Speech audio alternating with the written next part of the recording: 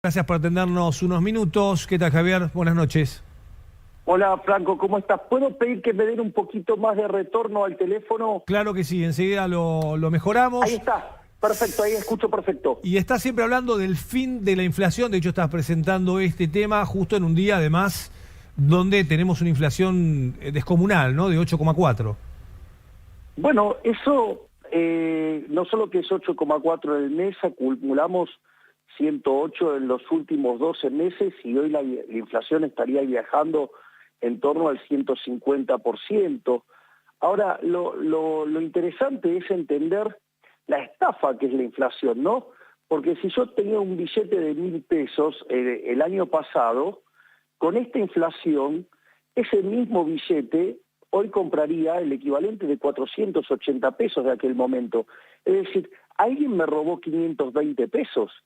Y ese robo es el impuesto inflacionario. Y el impuesto inflacionario surge como consecuencia de la emisión monetaria que utiliza que hace el Banco Central para financiar al fisco, es decir, para financiar a los políticos. Es decir, lo que estamos viendo es cómo los políticos nos acaban de robar la mitad, ¿sí?, de lo que teníamos en un billete a lo largo de un año para poder continuar ellos con la fiesta del déficit fiscal, que los únicos beneficiarios de ellos son los políticos. Ahora, Javier, este era un escenario posible porque el año pasado, yo me acuerdo perfectamente, se dijo que si no hacían nada, la inflación para este año podía llegar tranquilamente al 140-150%. O sea, está pasando lo que tenía que pasar, ¿no? O sea, no debiéramos sorprendernos por estos números. O sea, ¿estaban los cálculos o no? Absolutamente esto era posible. Lo que pasa es que aquellos que decíamos que esto podía pasar nos tildaron, por lo menos para ser elegantes, de locos. Y han dicho otras cosas bastante más pesadas. Es decir, este gobierno ha negado sistemáticamente la naturaleza monetaria de la inflación, ha emitido de una manera descomunal. Es más, este gobierno acumula más de 470% de inflación. Hay probablemente piso 50 puntos de inflación reprimida cuando vos mirás la diferencia entre la inflación entre bienes y servicios, y si vos mirás la de los estacionales, que en realidad, digamos, podés tener una diferencia, pero no una diferencia de 200 puntos. Entonces, o una de dos, o los índices tienen algún problema de construcción, o para adelante, digamos, nos estamos encontrando frente a una, digamos, montaña de inflación. Y eso, digamos, es absolutamente factible, porque hoy te diría que están impactando tres cosas de lleno sobre la inflación actual.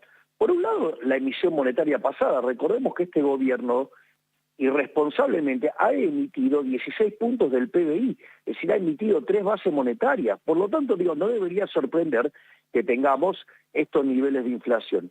Por otro lado, emite para, por ejemplo, financiar el déficit fiscal o para emitir esta arbitrariedad y locura del dólar soja.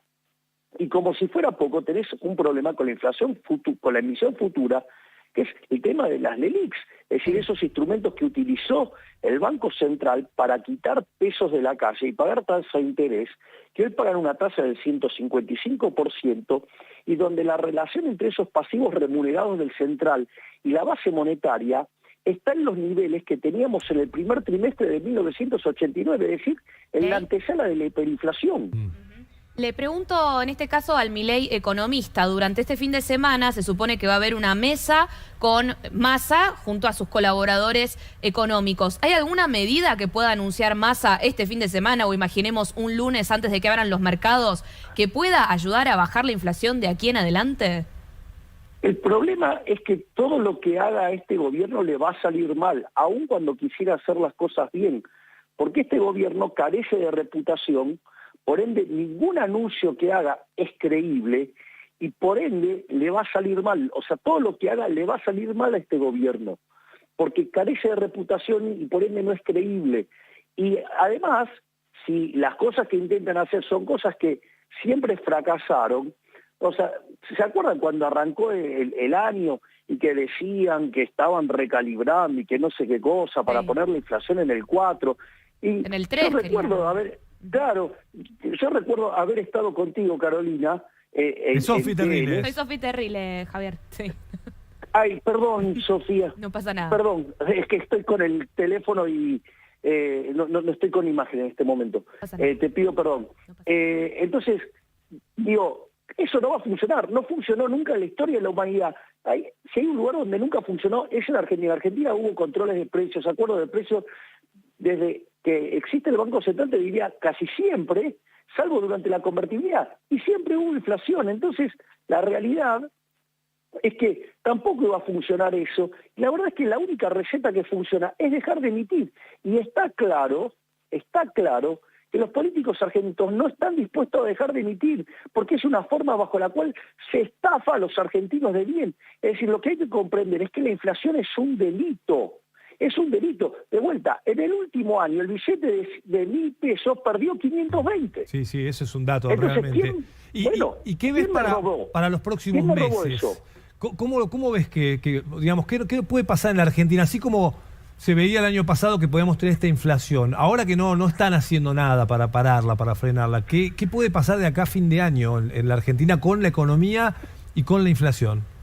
Yo creo que si Argentina no hace un giro de 180 grados, Argentina está de cara a la peor crisis de la historia económica del país, porque combina los elementos de las peores crisis de Argentina, porque tiene indicadores sociales mucho peores que los que teníamos previo al estallido de la convertibilidad. Cuando uno toma los indicadores del 2001, los compara con los de hoy son sustancialmente peores. Cuando tomas los indicadores de desequilibrio monetario son peores que los que teníamos en la previa del Rodrigazo en 1975. Para tener un orden de magnitudes, el Rodrigazo implicó multiplicar la inflación por 6, ¿sí? Que si yo tomo a la que viene viajando en los últimos 12 meses, bueno, estaré, digamos, en 650 puntos, 650%. Pero si tomo la punta, estoy en 900. Y también implicó multiplicar por 5 la cantidad de pobres, o sea, que pasaron de 5 a 25%. Hoy no puedo multiplicar por 5, no me da la matemática, tendría un desastre social. Y lo otro que combina es el desequilibrio en el balance del Banco Central, peor el que tenía Alfonsín previo a la hiperinflación. Entonces, es la suma de todos los males, y la realidad es que además está cayendo la demanda de dinero. Entonces, si yo tengo una explosión obscena de oferta y encima cayendo la demanda, y bueno, es cuestión de tiempo que reviente, pero va a reventar. Es decir, ahora, ir a buscar 10.000 millones de dólares al Fondo Monetario Internacional para tratar de emparchar un desequilibrio, cuando ese dinero se podría utilizar para resolver problemas estructurales, me parece además de una irresponsabilidad extrema, tanto de los actuales políticos que manejan el país, como, digamos, o sea, si el organismo le llegara a dar esa asistencia. Claro, el fondo está buscando que no estalle, lo que pasa es que pide una devaluación, digamos, para aportar esos 10.000 millones de dólares extra, que en realidad sería mantener la cantidad de gasto público que hoy tiene el Estado, es decir, no hacer ningún ajuste e intentar ganar las elecciones, ¿no? Con un plan platita o algo así. Bueno, eso no puede ser, o sea, vos no podés convivir con este nivel de desequilibrio fiscal, con este nivel de desequilibrio monetario. A ver, para tener un orden de magnitudes, hoy el déficit fiscal entre Nación y Banco Central son 12 puntos del PBI. O sea, el Rodrigazo estalló con 14 y la tablita cambiaria en el 81 con 11, la convertibilidad y la hiperinflación del Alfonsín con 8 y la convertibilidad con 7. Es decir, tenemos niveles estratosféricos de déficit fiscal, donde 5 puntos de esos 12 los aporta el fisco, con toda la contabilidad creativa, y los números están viniendo muy mal, y hay 7 puntos que lo está aportando la posición de los pasivos remunerados del Banco Central. Si llega a devaluar, Argentina va a tener un problema, digamos, si no arregla el problema monetario, no va a corregir nada, lo único que va a hacer es complicar más las cosas, porque va a repotenciar más la caída de la demanda de dinero. O sea, y cuando vos tenés caída de la demanda de dinero, se te va a acelerar mucho más la inflación. Entonces, me parece que es una situación muy complicada la de Argentina, y que los remedios tibios no funcionan, porque lo único que va a hacer es llevarte puesto. Milei, buenas noches. Javier Fabrachi lo saluda. ¿Cómo hacer para implementar este cambio de 180 grados que usted plantea cuando del lado de enfrente tiene dirigentes como Grabois, por ejemplo, Sico, que lo escuchábamos el otro día, que dicen si acá hay un giro hacia la derecha, como llaman ellos, en un año y medio se van en helicóptero porque no lo vamos a permitir, y es gente que sabemos tiene un gran poder de movilización en las calles? Bueno, ahí la pregunta es si la dirigencia está dispuesta a ser extorsionada. Lo que pasa que es cierto que Grabois es un problema. Ahora, ese problema podría ser atacado perfectamente con la fuerza de seguridad y con la justicia. Es decir, eso dio el primer punto. El segundo punto, que me parece mucho más complicado, es que hay complicidad de las fuerzas políticas con eso. Porque en realidad los mismos que salían a hacer desmanes en el año 2001 están hoy adentro del gobierno y por eso no pasan las cosas que pasaban, pero claro, pueden amenazar con que, entonces que solamente puede gobernar un signo político, pero es un disparate. Lo que ha dicho, digamos, el señor Grabois en esa declaración es bastante peligroso. Y no solo eso, el problema es que Grabois tiene cómplices, no solo tiene cómplices en el gobierno kirchnerista, también le pone mucha plata al señor Larreta a Grabois. Entonces, ojo, porque son todos cómplices de esta decadencia argentina donde se perjudica a los argentinos de bien y solamente prosperan los políticos. Ojo con eso. Milei, ¿usted cree que la oposición tiene algún rol en todo esto? En el sentido, obviamente no estoy hablando de generar la inflación, pero podría tener alguna instancia de diálogo con el gobierno, tal vez más de cara a las elecciones PASO o cuando tengamos un panorama más claro de quién va a ser el próximo presidente de la Argentina. ¿Usted estaría dispuesto a ponerse en mesa de diálogo con el gobierno para intentar, bueno, no llegar tan deteriorados, ¿no?, hacia fin de año? Yo no me siento, digamos, a hablar con delincuentes. Yo no transo con la mafia. Y eso tiene que ver con los que están en el gobierno actual y la pseudo-oposición. Digo, la pseudo-oposición, les cuento, que aduciendo una cuestión de responsabilidad, le validó presupuestos. Es decir, el último presupuesto, vos no tenías las mayorías para conseguir votar el presupuesto, porque el Frente de Todos tiene 117 diputados y vos necesitabas 129 votos. ¿Quién se los aportó? Claro. Se los aportó Juntos por el Cambio, desde los radicales y sus negocios con las universidades. Entonces, digo, a ver, la pseudo-oposición que Juntos por el Cambio siempre termina haciendo un enjuague donde uno es el policía bueno, el otro es el policía malo, pero le terminan aprobando todo el kirchnerismo y se benefician todos de esa fiesta, porque la mayor presión que metían desde Juntos por el Cambio era ¿desde dónde? Desde sus gobernadores para recibir más recursos, o la complicidad de los de Juntos por el Cambio, aduciendo responsabilidad y avalar el programa del Fondo Monetario Internacional cuando la contraparte de ese financiamiento era déficit fiscal. Milei, y suponga que usted es gobierno, ¿hay solución rápida para bajar la inflación? ¿Ese giro 180 que usted propone, es rápido? ¿O todavía nos quedan años de inflación? No, vos para bajar la inflación el día que vos cortás con la emisión, tenés que esperar entre 18 y 24 meses para ver los resultados. Es decir, eso no es instantáneo, porque, a ver, esto es muy importante, lo que acabas de preguntar es importantísimo. Es decir, la inflación es siempre y en todo lugar un fenómeno monetario generado por un exceso de oferta y dinero, ya sea porque te cayó la demanda, porque te subió la oferta o te pasaron las dos cosas juntas. Ahora, y eso te hace perder el poder adquisitivo del dinero, eso quiere decir que todos los precios del dinero en unidad monetaria suben. Ahora, el tema es que cuando vos emitís y metés un peso en la economía hoy, el efecto no lo ves instantáneo, lo ves entre 18 y 24 meses después. Claro, efecto de la pandemia, por ejemplo. A ver, vamos a ver esto, que esto es muy importante.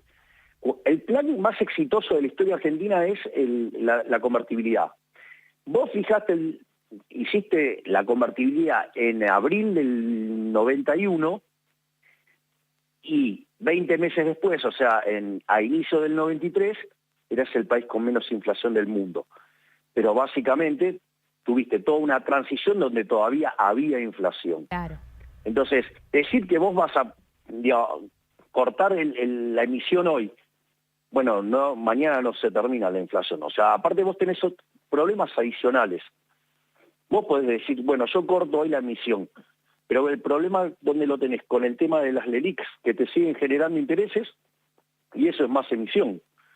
Entonces, vos ahí tenés un problema que ya no es solamente el problema de flujo, sino, perdón que es técnico esto, pero tenés un problema de stock, digamos, o sea, Sí. ese stock de LELIQs ahí es un despiole enorme, o sea, estamos hablando de algo que está cerca de los 12, 13 billones de pesos. Claro, claro. Javier, la última pregunta, agradeciendo el tiempo. ¿Qué pensás de los ataques de un sector del kirchnerismo que son bastante personales, además, desde Cristina Kirchner, ¿no? No me acuerdo cómo se llamó, hablando del pelo y demás. Y ahora Guillermo Moreno, que también armó un spot bastante bizarro donde aparece como una sombra tuya y dice algo así como: estabas dispuesto a votar a un desquiciado, ¿no? Dice Guillermo Moreno. Y hay varios en el sector del kirchnerismo apuntando directamente a tu figura. Bueno, ahí yo tengo varias interpretaciones, o sea, no solo esas agresiones vienen del lado del Frente de Todos, ¿no? Digo, Juntos por el Cambio también hace agresiones muy similares. Y la realidad es que, mira, la diferencia entre un genio y un loco es el éxito. Digo, primer punto. Segundo punto es, te diría que es el mejor reflejo de que la casta tiene miedo. ¿Sabes por qué? Porque antes parecía que nosotros avanzábamos sobre una parte de la sociedad, digamos, que impactaba sobre principalmente los votantes Juntos por el Cambio. Sucede que ahora, digamos, estamos haciendo estragos en lo que el kirchnerismo creía que era naturalmente su voto. Entonces hoy estamos en un equilibrio de tercios y frente a un momento histórico hermoso, porque estamos a punto de dejar tercero al kirchnerismo. Sería fabuloso dejar tercero al kirchnerismo. Y eso me parece que es una buena noticia para la Argentina. Es decir, lo único que hay que hacer es que el gobierno que venga de acá al próximo periodo no sea funcional al kirchnerismo en términos de hacer un gobierno tan tibio, socialdemócrata, que genere un desastre mayor al que tenemos y vuelvan los kirchneristas, ¿no?